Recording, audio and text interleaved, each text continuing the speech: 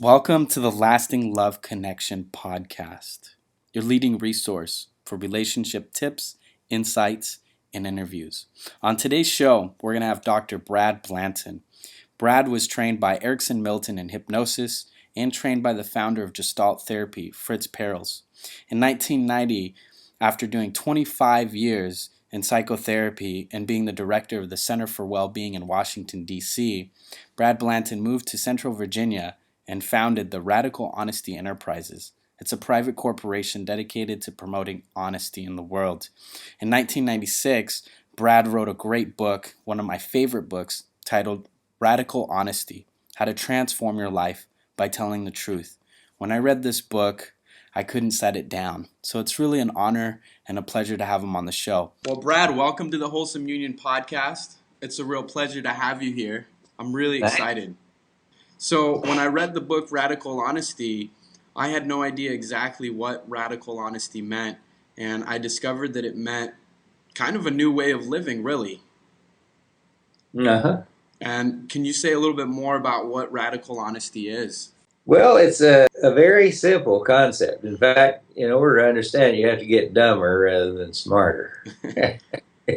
It's basically this. You can only be aware of a limited number of things. In fact, you can take the whole awareness continuum and you can divide it into three parts. You can notice what's going on within the confines of your own skin right now. That's part one.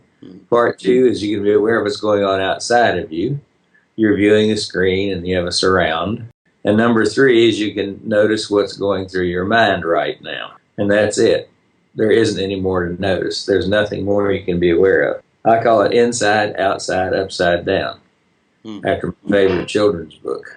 Radical honesty is simply reporting what you notice without any filters. So you notice what's going on in your body, you notice what's going on outside of you, and you notice what's going through your mind. You just describe that. And the problem is we're engaged in all these conspiracies with each other to play like something isn't happening when it is, or to not say what crosses our mind, or to not say what we notice because we might embarrass somebody, or not say what we actually feel. So if you just say what you think, what you feel, what you've done, and you do it without filtering, kind of like a child, very unsophisticated, kind of dumb, you end up happier, you get over being depressed, you get along better at work, you get a raise, and you get laid more, everything turns out. A lot of people would, in my conversations with people, a lot of people disagree with what you said because they think that radical honesty is going to get them in a lot of trouble. It will. But life is trouble, and you're going to get in trouble regardless of what you do.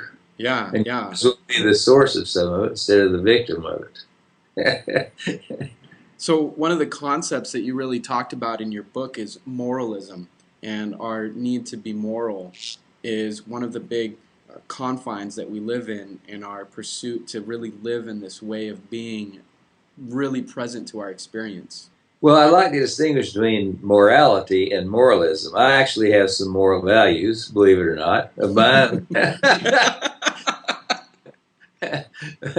But moralism is a disease of being. It's a disease epitomized right now, currently in our history, by the Tea Party. They're moralists.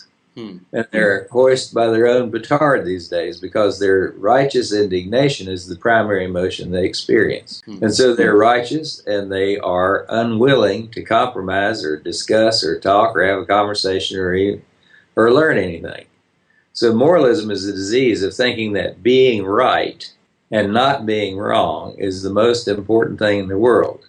Thinking that being right is more important than life itself. It's ridiculous and it's wrong, but people are severely attached to some moral values in such a way that they can't possibly notice anything else except their own self-righteous position. So it means they're trapped in the jail of their mind, permanent. And that's the problem. These folks are trapped in the jail of their own minds. And how do you help people get out of that? Like if a client comes to you And you talked about this in your book, but for anyone that hasn't read the book, what are some of the ways that we might get trapped in that and get out of it? Well, I asked them to start noticing other things, first of all. Do you notice what's going on in your body? Do you notice what's going on outside of you? What do you observe? Can they distinguish between an observation and an imagining? Most truly attached moralists can't. If you, the Tea Party is another fine example. If you ask them a question about anything, they will answer in terms of some moralistic principle or precept only. They won't report anything else except something to justify or support the righteousness of their opinions. That's what I call being trapped in the jail of your own mind. People come to me because there's a certain amount of suffering associated with that, meaning that they are not really in contact with other people. They don't get the nurturance of commonplace experience because righteousness controls their lives. So I talk to them about how they can notice anything other than rightness and wrongness. And I have to say to them, I disagree that being right and not being wrong is not the most important thing in life. Being alive is more important. And so I confront them with an unwillingness to agree with their moral control of their conversation with. So one of the things is that these people are not happy. They're acting like they're happy, but they're suffering.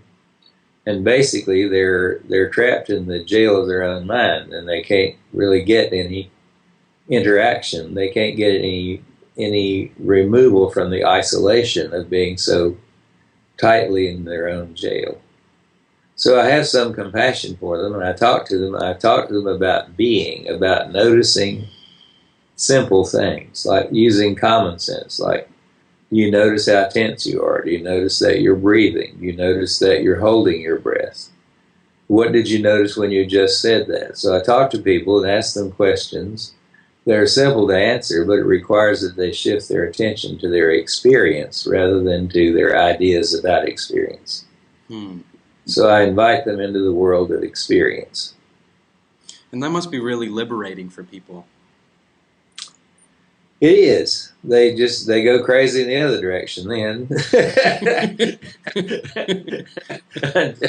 until you can't tell them to calm down or behave or anything because they're not going to do anything that way anymore.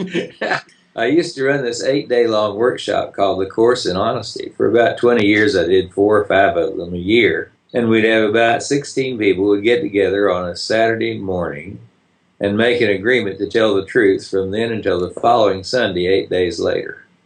We did a lot of things in that group. They would tell the whole story of their life. In the evenings, they'd get an hour and a half, and each one of them would get videotaped telling the story of their life.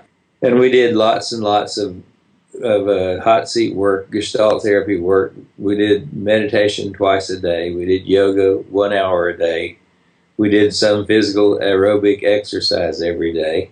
And everybody was not on any kind of drug or alcohol or medication or any other use stuff they didn't have to have in order to stay healthy. And so we had this 8 days in which everybody told the truth, in which they pretty much were in a context of people who were also being honest. And one of the things we did in that 8 days, about 4 days into it, we had everybody come into the room, take off all their clothes, stand up in front of the group of naked people, naked, and talk about their bodies.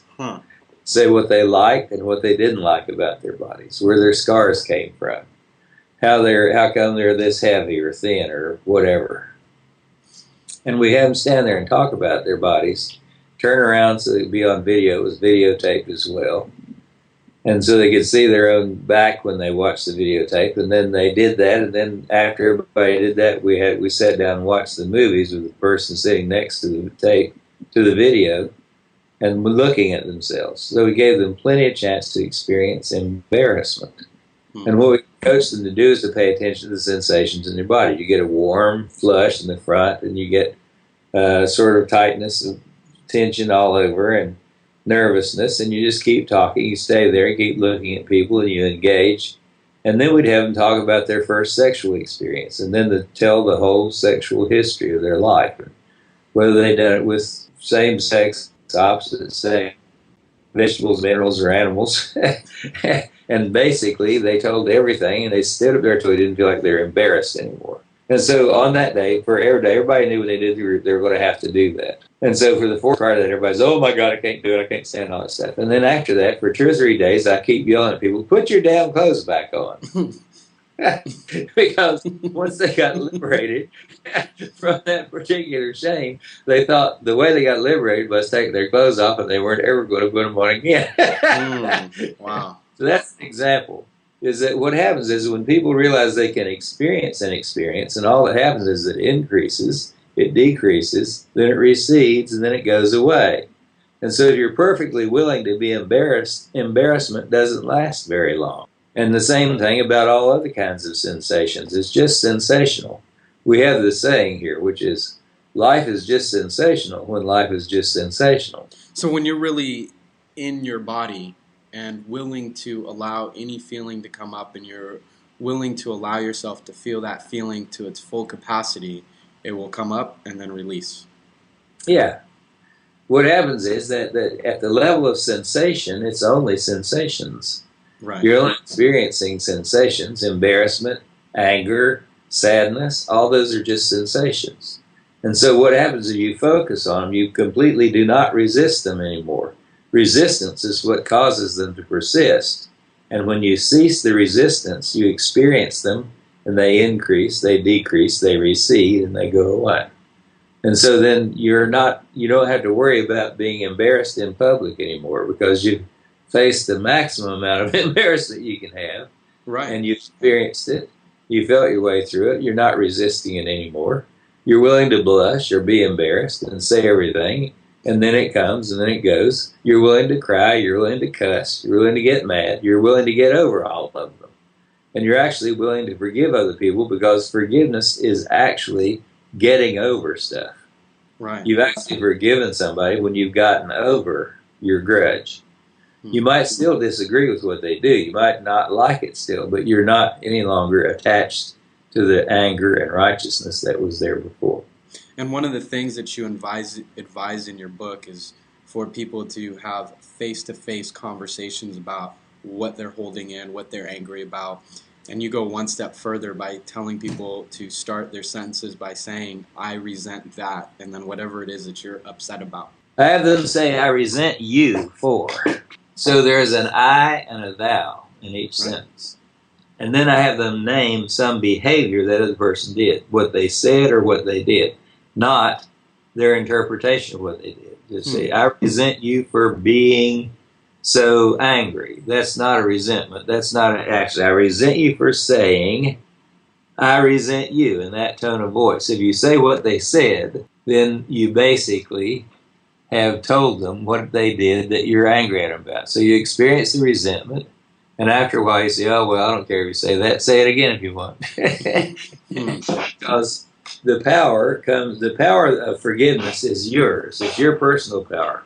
The reason for forgiving other people is because of the benefit you get from it, because you're not locked up anymore. Right. You're not in the jail of your mind anymore. You freed yourself by getting over what you're holding against and resisting in relation to the other person. And that really helps when we actually confront the person and talk about the issue. Yes, right now I'm working on an online course called The Course in Completing What Has Been Incomplete, or for short, The Course in Completion. And what I encourage people to do is, in their real life, go back and talk to your parents and tell them what you got by with in the course of growing up, the secrets you kept they never found out. Tell them everything they did that you resent them for. Right. And everything they did that you appreciate them for. And tell them directly, and feel the resentment and express it and let it come and go, and give them a chance to say all theirs back and listen to that and keep the interaction going. And the same thing with appreciations. Tell them your appreciations and feel all the warmth of the appreciations. And then finally get to a place where you're sitting in a room and nobody has any access to grind anymore. And then you say, okay, now we're free to love each other again.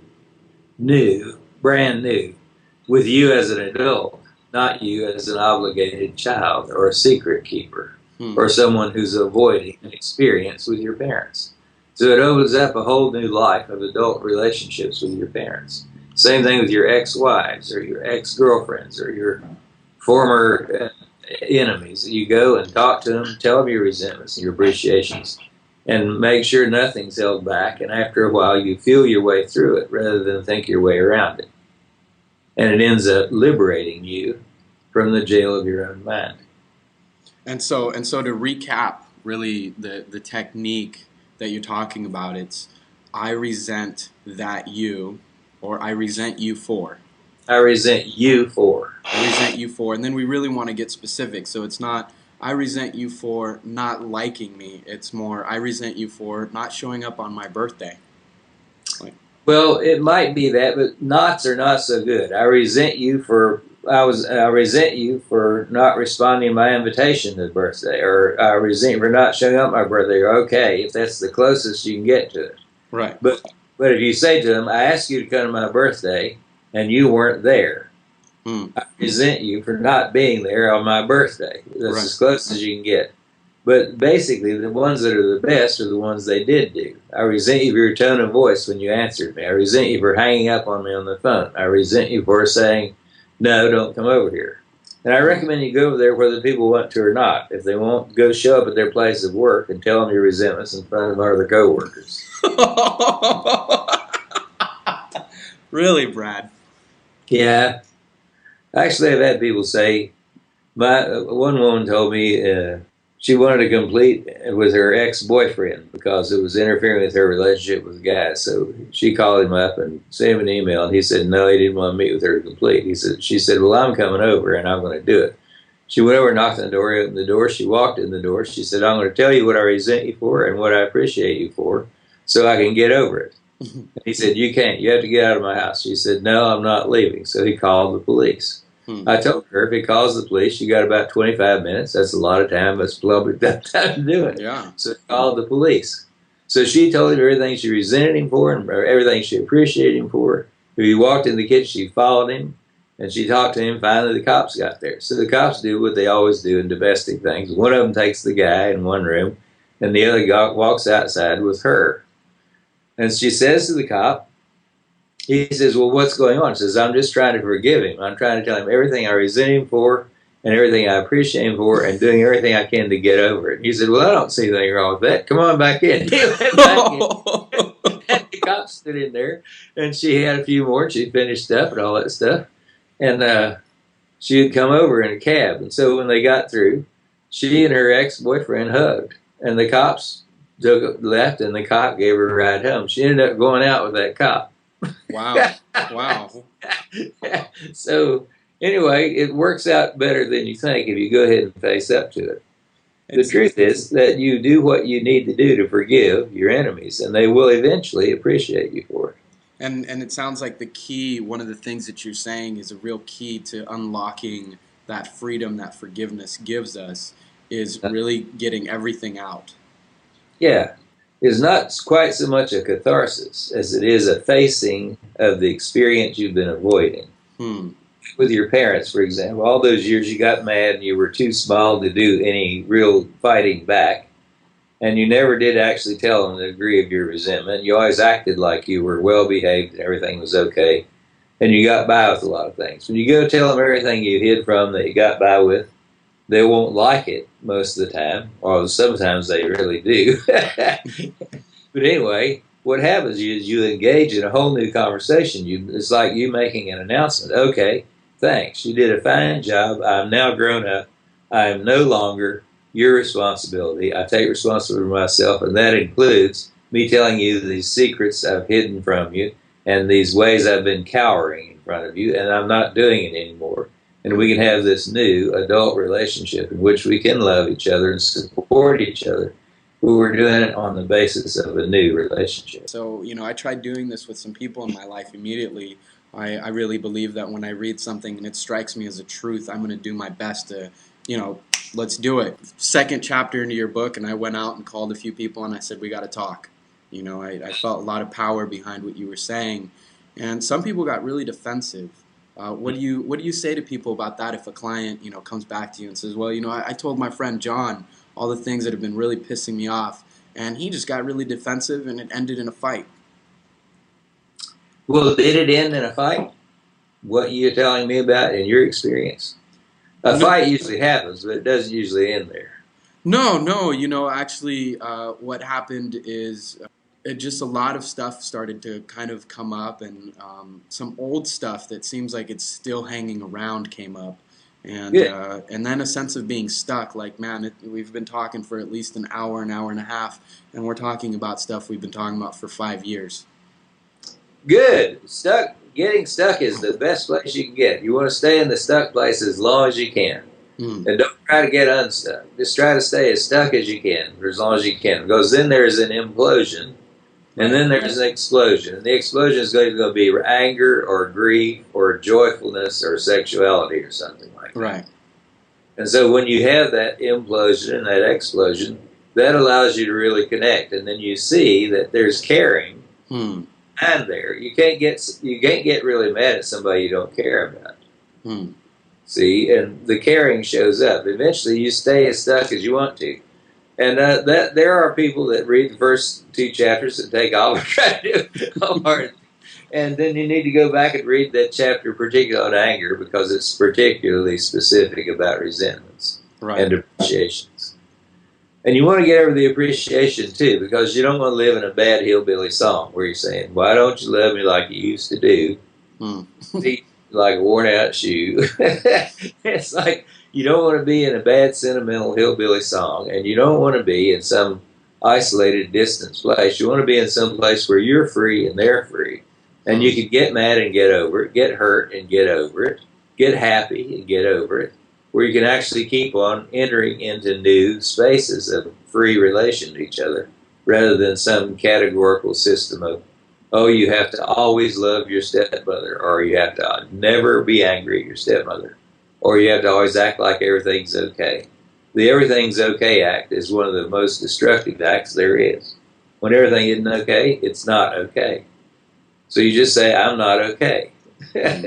And Hmm. then start telling the truth. And what happens is eventually people work it through. People have this wonderful capacity they hardly ever test, which is to stick with each other Hmm. through these emotions. And once they've stuck through each other, with each other through these emotions, they automatically and naturally appreciate each other for where they get to. That was definitely, it's funny because I have some stuff that I've had with my mom for a long time, and I decided to, talk to her.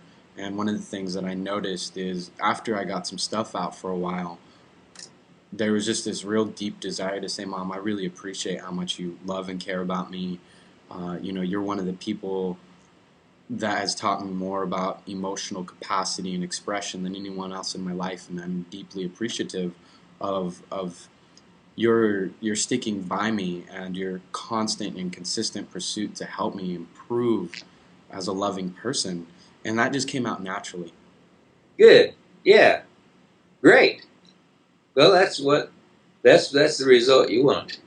So one of the things that came up when I asked people about, or told people about radical honesty, is they said, does that mean like telling someone you don't like their dress, or telling someone that they're fat? Like somebody says, "Am I fat?" And that's a question we shy away from a lot of times, right? But we might be thinking, "Yeah, you're pretty big."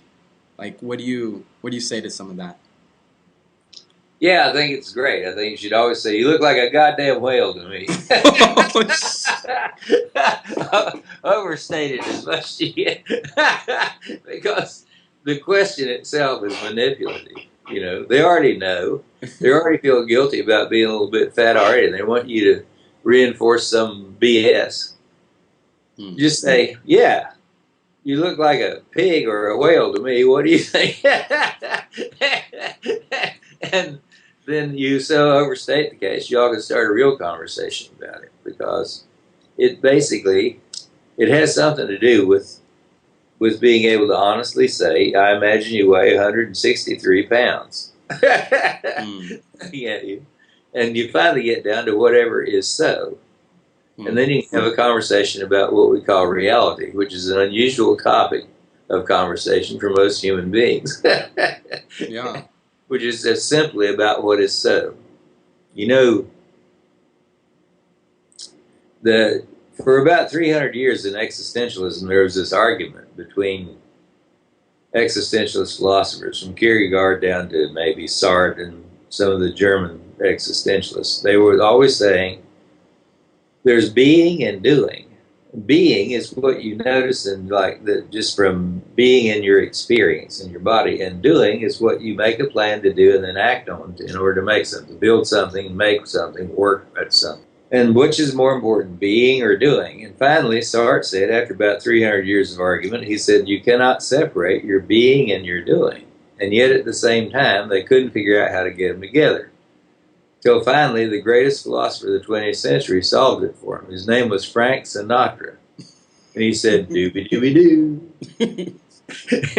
Basically, doobie-doobie-doo is the way to do it. You do-be-do-be-do. You go out and you do, and then you be, and then you do, and then you be. And so what happens is noticing becomes the most important system of orientation. Your mind is not a very reliable instrument. Your mind is a very untrustworthy instrument. Your mind has all these reactions and hidden valleys and all these unfinished business from the past, and you think you're making a rational decision, but you're not. You're just rationalizing some reaction that you had. So your mind is singularly unreliable. But your eyes and your ears and your nose and your senses are fairly reliable. They get more or less consistent information. And so if you orient yourself at least as much by what you notice as by what you think, you'll be able to have an orientation in life that's grounded in your experience, your relationship to gravity, your direct relationship, observational relationship to other people. And that matter of orientation is more reliable than your mind. You can still use your mind. You can't get rid of it. Right. It's going to be the do, be, do, be, do, be, do. So Frank Sinatra turned out to be the greatest philosopher of the 20th century. You know, one of the things that you're talking about too really relates to I have a deep respect for the work of Gay Hendricks and Kathleen Hendricks. Me too. I like them both a lot. I love them. Fantastic. And one of the things that they talk about is telling the minute truth, really getting in your body and telling what's going on for you. So, you know, as I'm having this conversation, I'm feeling a sensation of chills in my body. I'm noticing an opening in my chest, a sense of real freedom that I really enjoy. Yeah, we talked about that. When we first got together about 20 years ago, he said, you know what we've been calling the microscopic truth, I think is the same thing you call radical honesty. And I said, I think so too. And we hugged each other and said, welcome, brother. I love it. It's like we both stole it from Fritz Perls, you know, but basically it's been in the tradition for a long time. And what he calls the microscopic truth is the same thing as radical honesty. I really enjoy that, and that, you know, that must be really great for married couples. I do a lot of work with couples, and one of the things that I really got out of your work, the Landmark Forum as well, is that we have a tendency to hide in these roles, you know. So I'm going to play the role of being a good husband or a good partner, but I'm actually really upset, and I'm not going to talk about it because that's not what a successful relationship looks like. Right. Mm-hmm. So you can't do it that way. You can't design it up and phony it up and make it happen. You can't just act like it. It doesn't work. Right. Everybody knows this, but most people don't get out of doing it. So when you first started, you know, you talked about like telling someone, if someone asks, you know, do I look fat in this dress? And you say, well, yeah, you look like a whale. You know, has anybody ever told you, you know, I said that and I lost a friend, or man, she went off on me like crazy? Well, probably she will go off on you. That's fine. It's about time we had this conversation. I reckon you go further and say it's a phony question. What are you asking me these phony questions for? What damn difference? What am I, some kind of weight expert? You know, you want to know, you want me to reassure you that what you're wondering about and doubting about, you don't want to have an honest conversation about it. What do you think? You think you're too fat or don't? Then you can have this, and well, how fat is too fat? How much do you weigh? Right. And you have a real conversation about how much is too much and how is too little. You can say, well, maybe I think you're a little bit, if you say, I don't mind how much fat you have on you, but you probably do. Then you get down to this further point in the conversation where you can have a heart-to-heart conversation about what size and what way of being you want to be, and she can have the conversation too. I really like that, and it's really challenging me because I know that with some of my friendships, I'm not radically honest. I like to keep things flowing in a way that feels smooth, or that I haven't completely said everything that I need to, or I'll play along with people's perceptions that aren't certainly my perceptions or opinion of what's going on. We all do it. Yeah. Is that you just have to catch yourself and clean it up now and then. And it's so nice, actually, to have somebody say, oh, never mind, what I just said was bullshit. What do you think of this? A friend of mine just about a month ago sent me this button, which is, it saved me a lot of therapeutic interventions. It's a button called the bullshit button. Can you see it? I can see it, yeah. You see it? Bullshit level DEFCON 5, it says. And it's got a whole bunch of different bullshit exclamations. And I find as a therapeutic process, it's perfect. I just sit there and hit the button. I don't have to say anything. You got someone else to say it for you now, huh, Brad? Right. You say it that often, you need it recorded. Right. It's really cool what you're talking about, and it's something that we all really need. And in the work that I do with couples, especially, and families, it's something that I found that opens up just a whole world of people's ability to really authentically be together and actually love each other as well. I mean, love really does shine through once we stop being constricted and stop playing along moralism, and we get really honest about what we're thinking and what's going on for us. Yep. That's the point. There was a quote that you had made, and I don't have it here on my list, but essentially what you said in the book is that trust is one of those things that should be an immediate thing, and then love is a result of trusting somebody. Whether or not you agree with them is secondary. It's love happens to be. Did I get that properly? Pretty close. It's just it's modeled after. My favorite people are between about 6 months of age and about 10 years of age. Yeah. These are the beings I like most. And what happens is, it's a lot of fun. We're playing, but nobody is so serious that they have to lie. We pretend a lot. Like I love playing pretend games with little kids. We can be Star Wars characters or any character we've seen on TV lately. And we can play like something is true, and we have a lot of fun pretending. And they're a lot of fun. There's a lot of laughter and joy and a lot of pretending. What happens at about 11 or 12 years of age, we start doing this extra trick of pretending that we're not pretending when we are. Right. And when you're pretending that you're not pretending when you are, that's pretty much what lying is. We're all pretentious, and we all pretend all the time, and it's a wonderful thing. It's a whole lot of fun. But when you start developing that game of pretending that you're not pretending when you are, it's a way of making sure that you're able to manipulate other people by posing and making them believe certain things, which means that you're no longer trustworthy because you're attempting to manipulate and control them. And most of us grow up with parents that are manipulating and controlling us all the time. So we don't ever learn much about that except how to be victims of it. And the thing to be, most valuable thing to be learned is how to come off it. How to say, oh, never mind, I was just trying to control you, or that was just bullshit, forget it. And when you can come off it like that, there is a kind of an opening. And people generally appreciate that. They appreciate it whenever you're not doing that con job anymore. And I do a lot of work with couples too, and mostly, I point out often, usually a couple comes in, one of them tells me what the problem is, and I listen to that, and I say, okay, to the other one, what's your view of what the problem is? And they tell me. And then they want me to say which one of them is right. And I usually say, both of you are just full of it.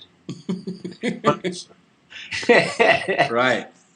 And then they gang up against me, and they're together again, and I get my $250. They love you, and they want to come back for more. Right. But the thing is that what happens is that they go to a place where neither one of them could consider, where they both could consider, well, maybe we're both some right and some wrong. Hmm. Hmm. And if we could do that with some Republicans and Democrats, we wouldn't have to go through like a 10-year depression we're about to go through now because of the obstinacy of the people being unwilling to compromise. Hmm. I mean, I just think that probably in couples relationships, that what counts is the number of times that they have forgiven each other. Yeah, totally. What counts this year is the number of times this year you've gotten over something. Yes. Yeah. That's what demonstrates that you have a powerful relationship. Hmm. If everything's still the same now as it was on January 1st, you've given up the power in your relationship in order to play some kind of either controlling or phony role. Hmm. Hmm. Yeah. For anyone who's listening, I highly recommend that they take Brad's advice and, start up some of those hard conversations with some of the people that you need to clear up in your life. I've taken some seminars, namely one of the ones that is very similar to your work is Landmark Forum. And Uh, one of the things that they have us do on the first night is call up some of the people or go see them if possible and clear up some of the stuff in the past. And Brad, Yeah, you you'll see that always. The one thing I love the forum, but one thing wrong about that is you can't do it on a phone call. Go do it face to face. Always do it face to face. If you okay? can't, if you're miles away, maybe do it by Skype, but don't Right, just do it by phone or email or messaging or texting or something. It right. doesn't work. And the key that you're talking about there is because the more personal you can get, where you can see each other, or where you're physically in contact with each other, then you're Yeah, really going to allow all that emotion that's been just stuffed in the body to come up, be felt, and leave. yeah, right, So then you exactly, can really come to your senses, as you say. right. Mm-hmm. So go out, have some of those conversations. I also highly recommend Brad's book, Radical Honesty, Practicing Radical Honesty. You also have a book, and I have not read it, Radical Parenting. And Uh-huh. it's a book that I look forward to reading. Brad, if people want to get a hold of some more of your work, where would they go? Just go to radicalhonesty.com. You can find out there about my upcoming course online, which is going to be called the Course in Completion. And you can see if you want to enroll in that course too. That sounds like Basically, a, yeah, go ahead, sorry. there are 7 books at radicalhonesty.com. You can pick the ones that you like. One's a novel, and one's a sort of a political diatribe.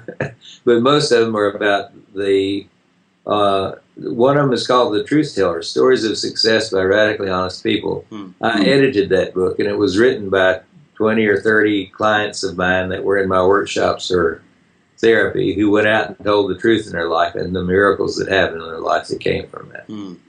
Well, I look forward to reading that book too. I know that me personally, whenever I'm trying to develop a new area in my life, listening to some success stories and some of the downfalls that people and how they work through it really helps empower me to continue a difficult journey because you're really talking about reprogramming and rewiring yourself to live a life that most of us are not conditioned to live. Right. Yeah. Yeah, that's why I really appreciate your work. So, radicalhonesty.com. If you want to listen to some more amazing interviews with people such as Brad, Gay Hendricks, and some other people, check out Wholesome Union, wholesomeunion.org, and the podcast. Brad, it's been a real pleasure to have you on the show today. Any last lingering thoughts you'd like to leave us with at all? No, I enjoyed it. I'm glad you're doing this. Let Thank me you so know. much. Thank you so much. It's been a real pleasure to have this contact with you. It fills me up with joy. So thank you so much. Good. You're welcome. Adios. Bye.